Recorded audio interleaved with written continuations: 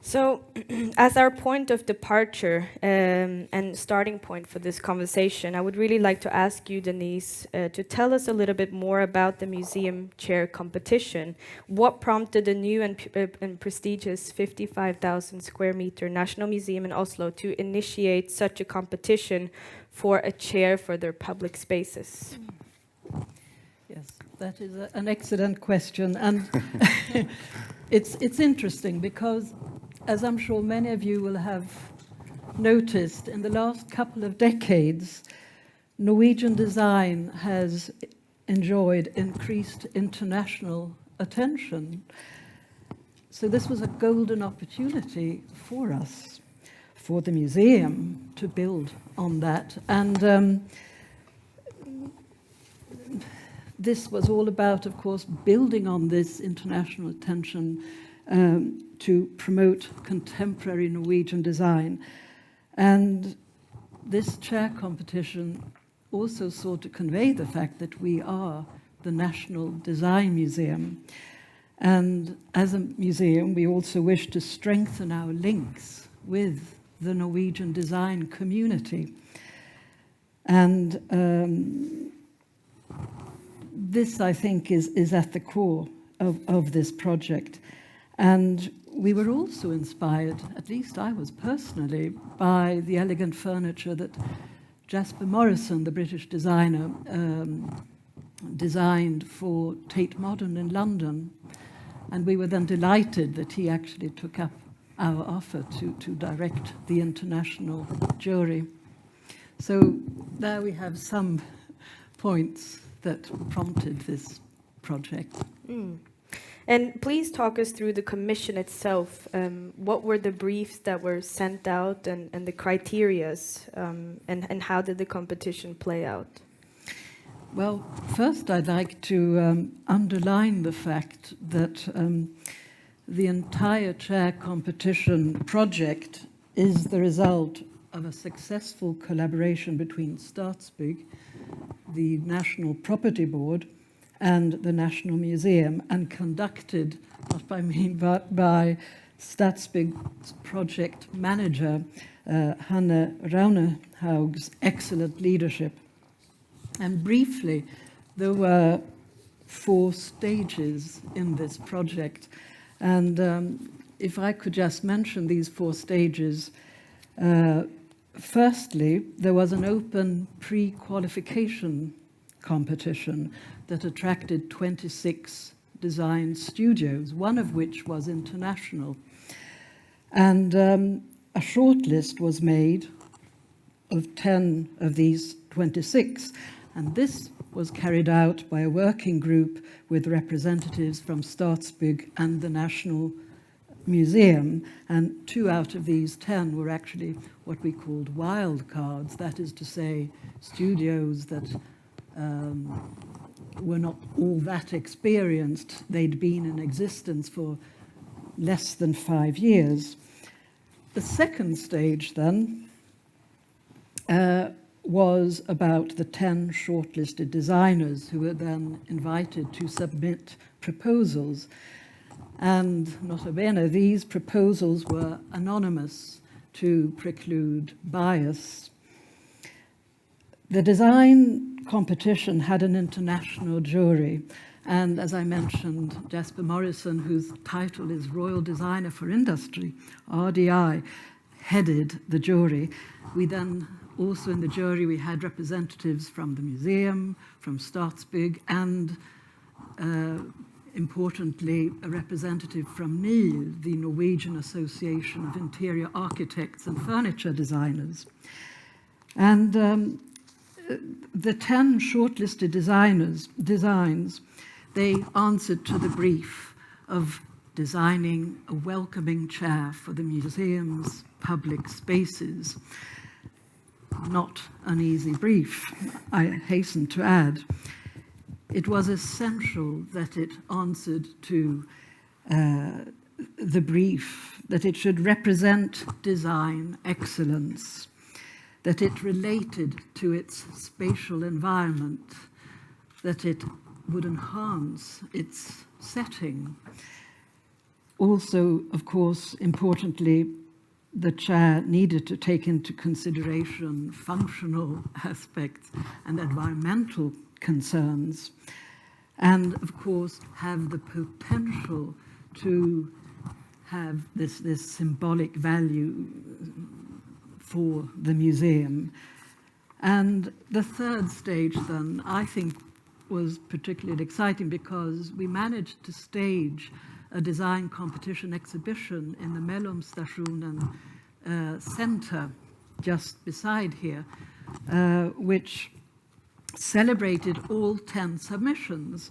And at the awards ceremony on the 6th of November 2018, you notice here, this is quite a project, there was suspense to the last minute, the last second in fact, and the envelopes were opened by Museum Director Karin Hinsbo and Stadsbyg's Administrative Director Harald V. Nikolaisen.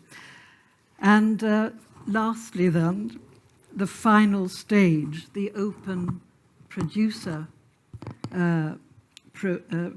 competition, which was conducted by Stadsbygg. Assessment was made by a team of interior and product design specialists, all with environmental and procurement expertise. So this is the short version. Yeah, and I'm wondering how do you envision this chair being of symbolic value for this new building, and why was this competition important to you? Well, this chair, and you notice here we wanted to show you for your own viewing pleasure the pre-prototype miniature that is standing on the Alvar Aalto table. This celebrates the transformation of that object into these chairs. The chair is, I would argue, it is charged with symbolic meaning because it has an official identity. It has been commissioned by the National Museum and the National Property Board. So I call it the New Nations Chair. And it is a prominent addition to the museum's new identity. And there is potential that it might become, and I think it will be, one of the museum's at least signature design objects for contemporary Norwegian furniture design. And if I may just say a couple of other points here, because a chair, as I'm sure many of you here are very aware of the fact that a chair is not just any kind of design object. It is an extremely complex and complicated object to design. And historically, it's been irresistible to very, very many, as many of you already know, designers and architects, particularly during the 20th century.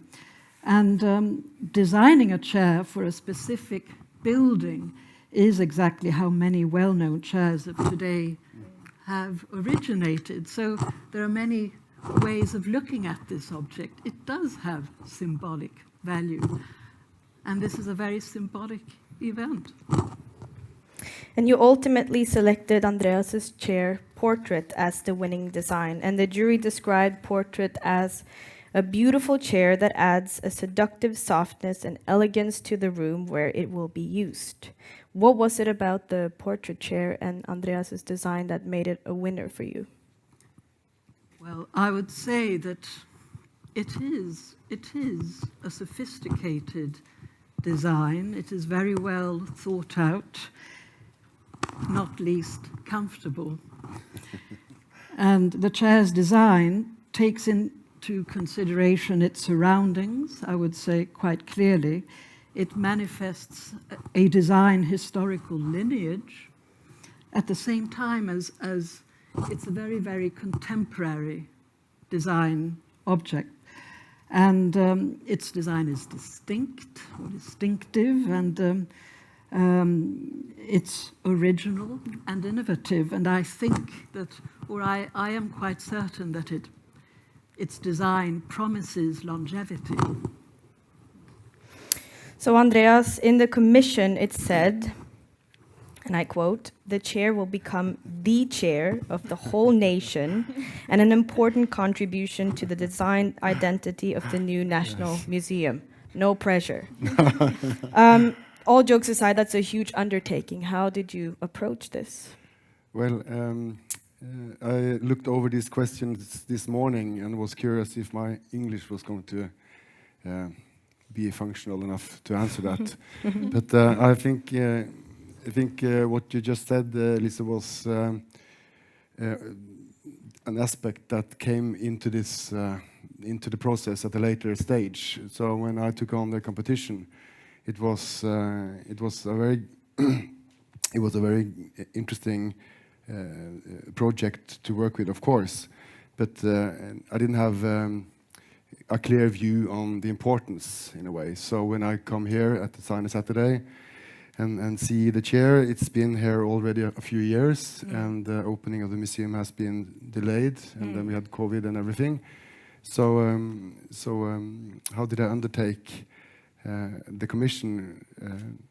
I think it was a good point. I started up in August, and I started working with the project and spent more and more time on it and invested more and more time, which is not such a smart thing to do. But I realized more and more that this was something that I would try to win, you know, if you can say that. So when I was actually so nervous when the announcement was made, so I sent my employee Fredrik down to be around. So I saw in the Bo Bedres feed that we won the competition. And then I didn't dare to be here, so I was eating a pizza up in the street with my girlfriend, and then I came down. But of course, then everything was over. So. Well, no. Again, I'm grateful for the whole result, of course. So please talk us through your process and ideas behind the portrait chair. What are the most important elements and purposes and even responsibilities of this chair? Well, I can show you this without breaking it. I think it was about. First of all, it was a point that it should connect to the building, and I think the building is unique. I think the materials and the palette and everything is amazing, and so therefore we have used untreated or unpainted blasted stainless steel, which is very difficult to work with, and I think also that these are made by some of the best representatives in the industry and in the northern Italy, in the region, where they make the most beautiful stuff. So it was great to work with that. But the thing is that, of course, as Denise pointed out, it should be comfortable and also have like some kind of visual softness that could, in a way, give associations to or should I say human presence in this beautiful building. So all the parts that you see that connects with the body are shaped, and they are very shaped in a very advanced way. So just to bend all these tubes without relieving any marks and to do the welding and everything is almost impossible to do. So we designed a chair that was incredibly difficult to make. Yes. And on that note, I'm particularly interested in the relationship between art and furniture. And what do you think are the similarities between art and furniture? Because sometimes, you know, furniture can be almost, you know, pragmatic sculptures in a way, or although with a functionality. Well, good question, but a little bit difficult to answer in a precise way. I think of course there are elements of any product, any artifact has sculpture-like qualities, and when I work with objects, I work only in a work in a very visual way.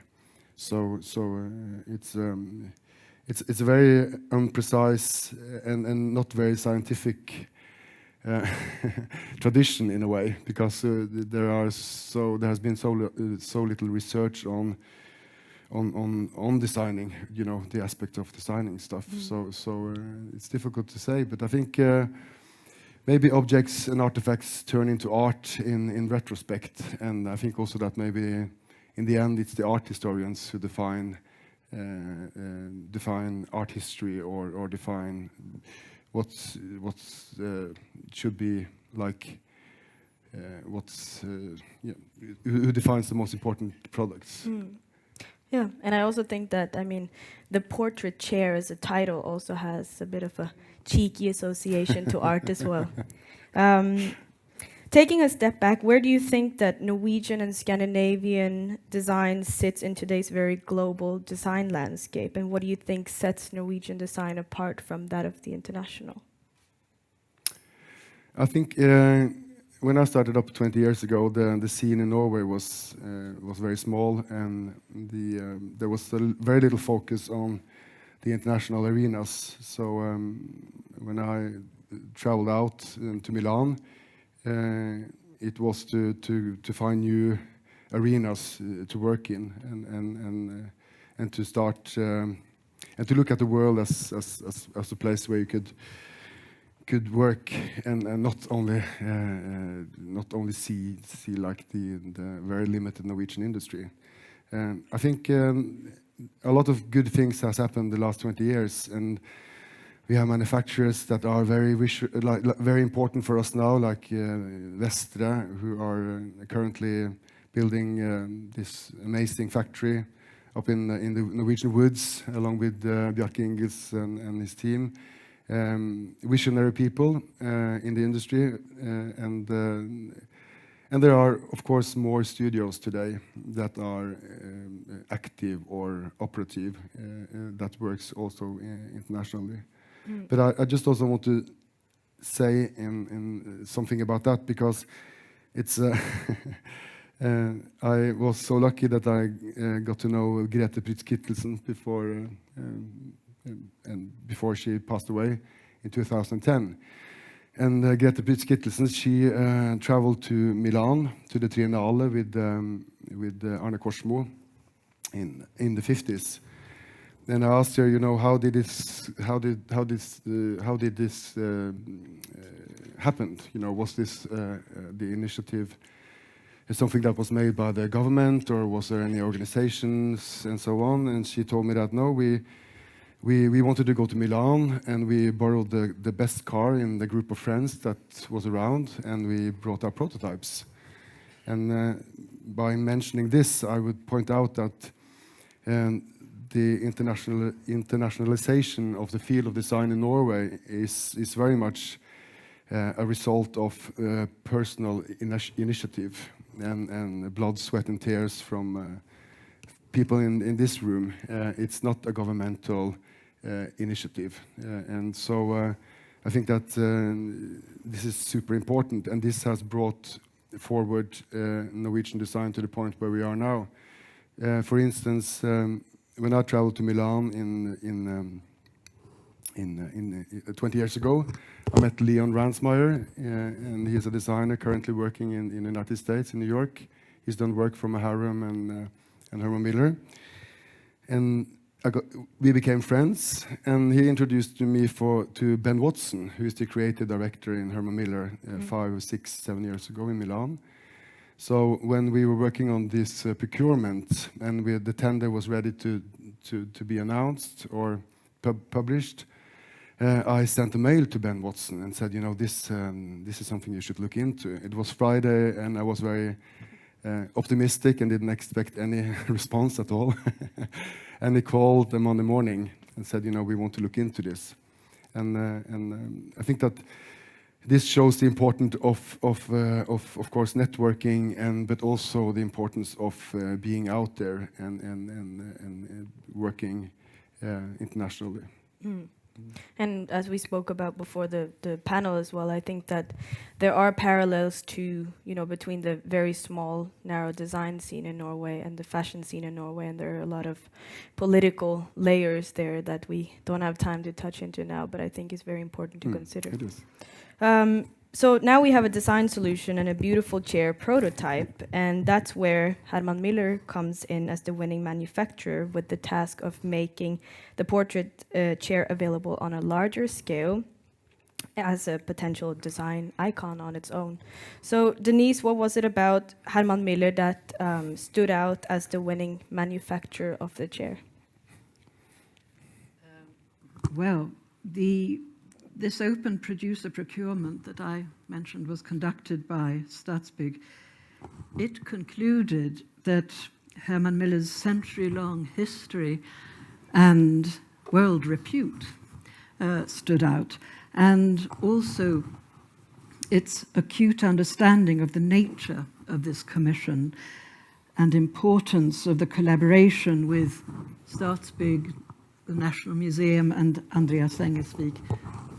These aspects stood out too, as did Herman Miller's competence and capacity and attention to quality. Also, the aspects, Herman Miller's attention to research and development, and also technical and environmental management were aspects that stood out. And I should also mention another point, and that was the time aspect. The production deadlines were very tight. So in a nutshell, that is what all the open documentation reports. So, Lucy, Herman Miller's mission in this project has essentially been to help elevate Norwegian design in an international context. Why was this important, and what is it with Norwegian design that's intriguing to you? Well, Herman Miller has always been connected with Scandinavian design for quite some time, with George Nelson being inspired by Scandinavian lanterns, to Ward Bennett bringing Scandinavian design to the Americas as well. So we've always had this historic connection to Scandinavian design and the timeless nature of the aesthetic that I think is what drew us to being connected with this project as well. And it was quite serendipitous where we were looking for a chair that was multi-material, mixed material, and multifunctional, where you can stack it, you can connect it together. And so, Andreas, on your email, probably was perfect timing. So, which is quite intriguing. But also with the group of Miller Knoll, we're inherently connected to Scandinavian design with Hay and Muto. So it's something that I think will continue to be part of the Miller Knoll story as well, which is quite exciting. The other thing with Scandinavian design, which is important to us, is the global nature of the design as well. It can go everywhere, and the timeless nature of that. People want it in all realms of the world. Being Australian myself, I know Scandinavian design is the most sought after design aesthetic in Australia. So there's a really nice connection there as well. But it just works for us in a timeless nature of the aesthetic. So that's why we wanted to get involved. Can you reveal how many chairs were produced or are going to be produced? And was it more of a limited edition production, or are we talking mass production? Hopefully it's mass production, but of course with craft at the core of that as well. Well, initially we had the first order was, of course, for the museum, and now it can be purchased anywhere in the world. And it should be available to everyone. Why not? Why can't design be accessible to everyone? So people can take a piece of the museum home with them, but also a piece of Norwegian design home with them as well. Exactly. How do you go about translating such an intricate design vision like this into a final product that can appeal to the wider public and mass customers? I can imagine there's elements that needs to be yes. carefully touched. So, as Andreas said, it's a difficult design, but I think the refinement of the design was really important to us. So typically we do 3 prototypes during the development process, but for this one, the frame was really important to get right. We had to keep it as refined as possible, because that's what the design called for. So we ended up doing about 10 prototypes of the frame, and we needed to keep it commercially viable as well. So it had to be strong. It had to withstand multiple facets of usage throughout the life of the product. So it was difficult, but we wanted to get it right.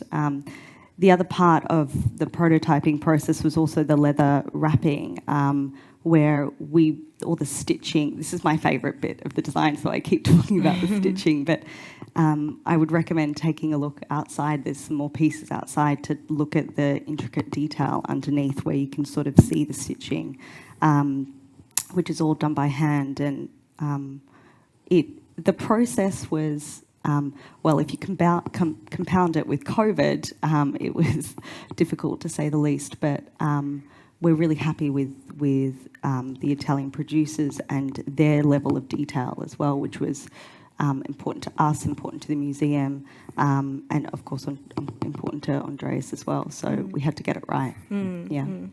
And we're talking about the distinctions between art and furniture, and in that commerciality is a huge aspect. You can actually buy this chair, as you say, and at a completely different price range of that of an art piece, I would suggest, in say a sculpture.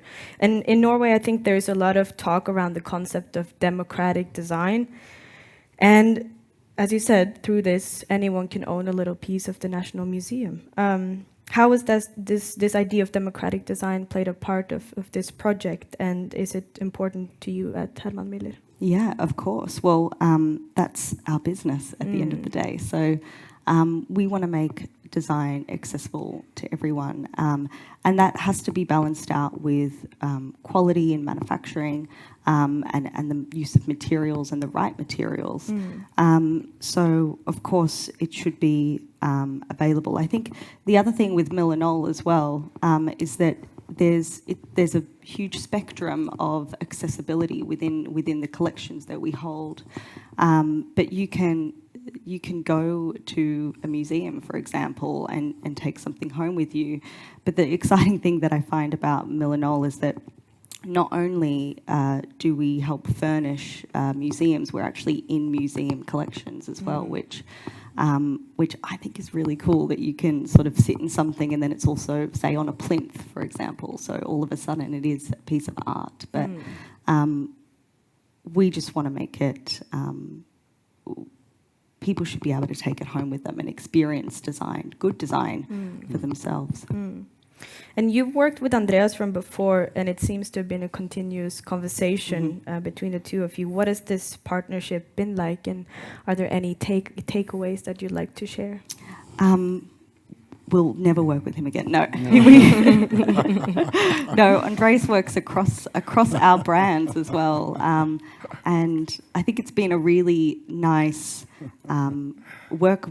Going back and forth during the development process has been really fun, but also during COVID, where we're sending photos of weldings and being like, is this right, and everything. And it's been a challenging one, but we got through it in the end. So, but I think with Andreas' continuous work with Hay is obviously exciting as well. So being part of the family is big now, because it's a really big family, which is nice.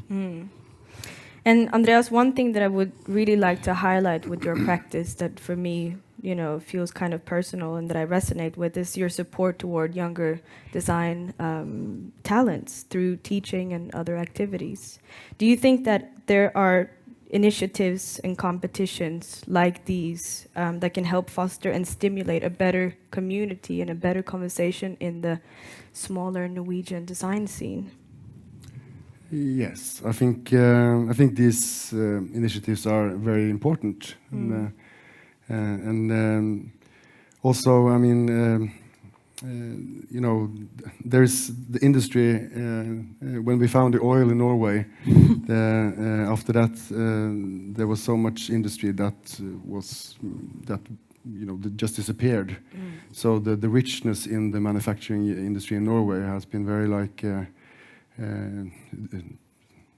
drained in the last 50 years. So that's one thing, but I think, of course, these competitions are super important, and I think it's, as Denise pointed out, it's always been, there is a tradition in Europe after the Second World War for doing this, like designing furniture for unique buildings. And I must also say that I think this museum is, I think it is amazing. I think it is the richness and the size and the level of quality and everything is unique. So that's super important. But again, it's like it's important to remember the initiatives also, and it's difficult to buy. You know, everybody probably know of the fact that you have to you know, if you buy furniture for a house like this in a public. There are so many things you have to consider, and there is rules of competition, and there is this and that. So I think that, of course, to have Norwegian design is important, even though if it is manufactured in Italy and like partly United States, that's super important. But there's a long way to go still, and I think also that I strongly believe that designing objects is going to be like the main export article in Norwegian for the part of from Scandinavia. I think that's like there's a focus now on. I'm not sure what the English words are, like tjeneste design and like all these like the schools are being programmed to work with stuff like architecture school says that product design is 1.0 and tjeneste design is 4.0, which is a huge mistake. So at the schools today, they don't really learn to design stuff. And I've heard that at AHO, for instance, people are told that you should know if you're going to learn something about shape and how things can have a strong appeal to your heart and mind. That's something you have to discuss when you're drinking beer with your colleagues, and not in the courses. So I think that's really, really sad that the school are being programmed in such a manner, because I think this is products from this region, and the service that we as designers provide is going to be a huge export article in the future. So lastly, Denise, on that same note, what kind of responsibilities do you and the National Museum have as one of Norway's most important cultural institutions to initiate these kind of competitions and even educational products within design? And are there plans for more projects like this in the future? There is no such plan right now in the pipeline, but I would certainly be in favor of any such project, a follow-up project to develop a family of museum design objects. But there is one gigantic and exciting project behind the scenes here, which is happening as we speak, which we look forward to showing you all in exactly 9 months. And that is a completely new design collection display, including furniture design, accompanied by a specially tailored, carefully thought out educational program. And perhaps one last point is really to put this in context, this welcoming chair that is standing here for our visual pleasure, and that is the fact that both front of house and back of house, there are many examples of Norwegian design that is part of the different rooms, be it the library, be it the conservation studios, be it our offices, all kinds of different spaces that we are very proud to say will include Norwegian design, and I think that is definitely worth celebration. Well, please give a warm applause for this dream trio.